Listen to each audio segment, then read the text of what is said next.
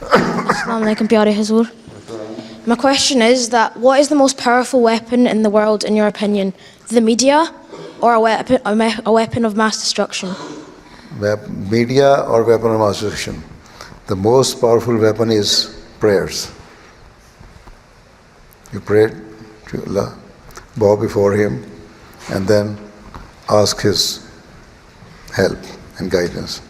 And He can remove and He can protect you from all the weapons, whether it is media or mass destruction. And in the worldly way, yes, mass destruction, atom bomb or hydrogen bomb, they are very lethal weapons.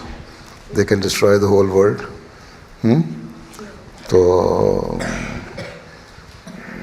मास जब media जो है इससे it plays another role.